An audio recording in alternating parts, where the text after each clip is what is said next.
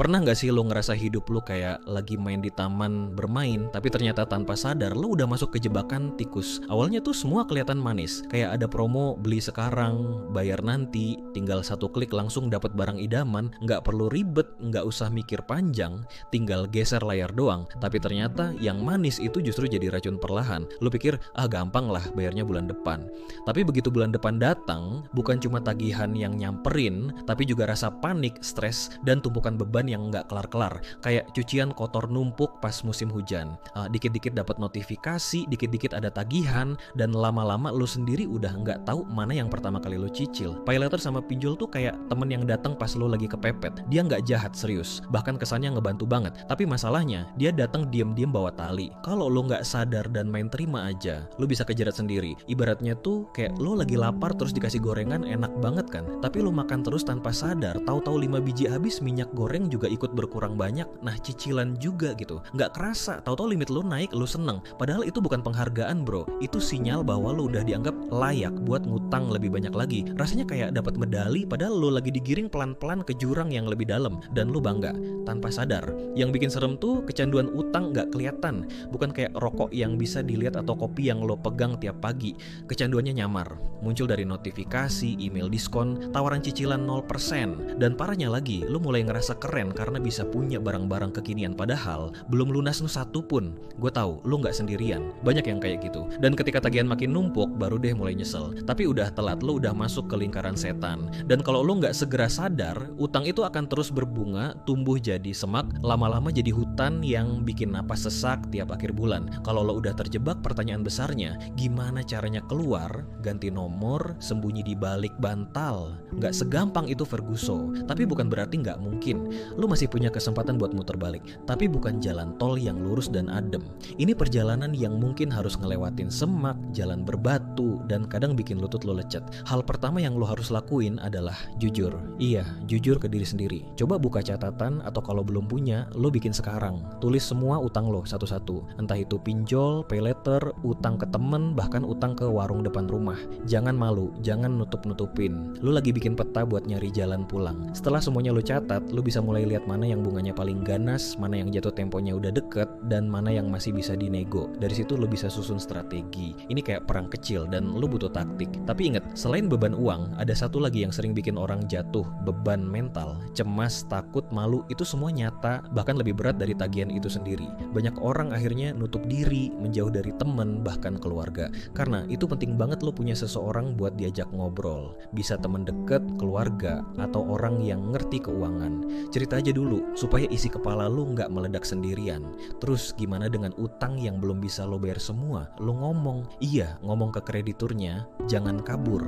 Banyak yang justru makin berat karena lari. Padahal kebanyakan platform, bahkan yang online, punya sistem buat restrukturisasi. Bisa nego ulang, bisa minta penundaan. Yang penting lo komunikasiin. Jangan tunggu ditagih baru panik. Justru datangi duluan. Banyak kok yang mau bantu asal lo tanggung jawab dan sopan. Dan selama lo lagi proses ini, coba juga ubah gaya hidup lo. Karena masalah keuangan itu bukan cuma soal penghasilan, tapi juga soal kebiasaan. Gaji 5 juta bisa cukup sebulan, tapi juga bisa ludes dalam 5 hari kalau gaya hidup lo nggak sesuai isi dompet. Belajar nahan diri itu nggak gampang tapi penting. Kadang godaan buat pamer atau ikutin tren itu gede banget. Tapi coba lo pikir, mending mana? Hidup sederhana tapi tenang, atau gaya-gayaan tapi tiap malam mikir cicilan? Banyak yang ngerasa aman karena punya kerja tetap. Tapi 5 cicilan kecil dari 5 tempat berbeda bisa jadi satu bola salju yang bikin lo kelabakan tiap gajian. Evaluasi ulang semua pengeluaran lo. Mana yang bisa dikurangin, mana yang bisa dihilangin dulu. Dan kalau lo butuh tambahan pemasukan, sekarang udah banyak cara buat cari duit dari rumah.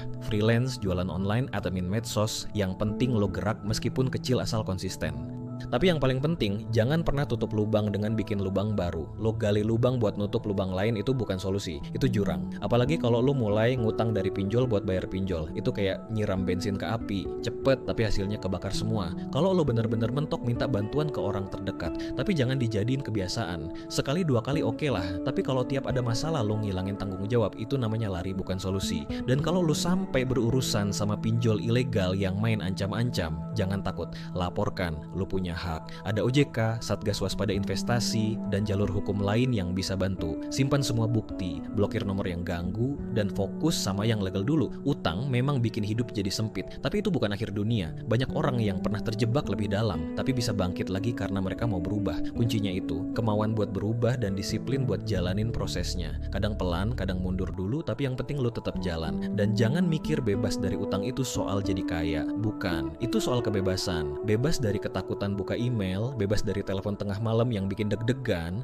bebas dari rasa panik tiap lihat notifikasi masuk. Bayangin betapa nyamannya hidup kalau lu bisa beli barang karena lo mampu, bukan karena lu ditipu ilusi cicilan 0%. Dan begitu lo berhasil keluar, jangan lupa, itu bukan garis finish. Itu titik awal dari hidup yang lebih sehat secara finansial. Lo belajar dari pengalaman, lo tahu gimana sakitnya, gimana rasanya dikejar tagihan, gimana beratnya pura-pura senyum padahal kepala penuh angka. Jadi sekarang lo lebih paham mana keinginan, mana kebutuhan. Mulai bangun dana darurat sekecil apapun, itu penting, supaya lo nggak langsung lari ke utang lagi pas ada kejadian mendadak. Bikin sistem keuangan yang realistis, disiplin nyisihin uang bulanan, dan kalau bisa belajar terus. Banyak banget sumber gratis yang bisa lo manfaatin buat belajar ngatur uang. Jangan biarin masa lalu yang kelam jadi beban.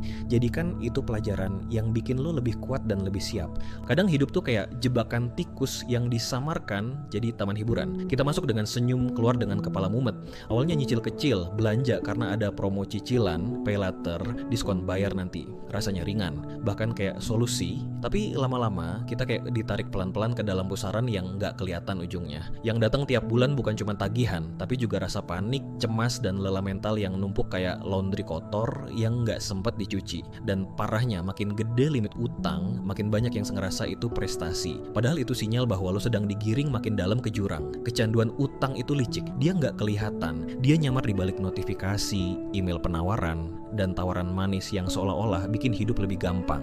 Tapi nyatanya, bikin tidur susah dan kepala berat. Keluar dari situ bukan perkara mudah, tapi bukan juga hal mustahil. Kuncinya, jujur sama diri sendiri, berani buka catatan, susun strategi, dan ubah kebiasaan. Jangan takut buat minta bantuan atau komunikasi dengan kreditur. Banyak jalan keluar yang bisa dicoba, asal lu nggak kabur dan pura-pura semua baik-baik aja. Jangan juga sok kuat ngutang baru buat nutup utang lama. Itu bukan solusi, itu jurang yang lebih dalam. Dan ingat, hidup sederhana bukan berarti hidup susah. Justru itu bisa jadi jalan pulang yang damai, bebas dari tekanan, dari teror notifikasi, dan dari rasa malu yang lo simpan sendiri. Utang bisa bikin kita ngerasa kecil, tapi perjuangan buat keluar dari utang bisa bikin kita jadi manusia yang jauh lebih kuat. Ini bukan soal jadi kaya raya, tapi soal jadi bebas. Bebas dari ketakutan dan bisa hidup dengan napas yang lebih lega. Kalau lo masih dalam prosesnya, gue cuma mau bilang, tenang, lo nggak sendirian. Dan selama lo masih mau jalan, sekecil apapun langkahnya, itu udah kemajuan. Yuk bareng-bareng kita jadi generasi yang sadar finansial, bukan generasi yang hidup dari cicilan ke cicilan. Semangat terus, jaga akal sehat, dan jangan lupa, lo masih pegang kendali. Lo bukan gagal, lo cuma lagi belajar. Dan utang bukan aib, tapi kalau dibiarkan, itu bisa jadi racun. Untungnya, lo masih punya pilihan. Lo masih bisa tarik rem, ambil napas dalam-dalam, dan mulai ubah arah. Jangan tunggu nanti. Jangan tunggu semuanya tenang, karena hidup itu jarang tenang. Justru di tengah kekacauan, satu langkah kecil lo hari ini bisa jadi awal dari kehidupan yang jauh lebih tenang dan bebas. Semoga lo bisa keluar dari semua ini, bukan cuma selamat, tapi juga jadi lebih bijak dan kuat. Jangan lupa like, share, dan subscribe kalau lo ngerasa video ini berguna. Siapa tahu ada temen lo yang juga lagi berjuang dan butuh pencerahan. Sampai ketemu di video selanjutnya. Jaga diri, jaga dompet, dan tetap waras.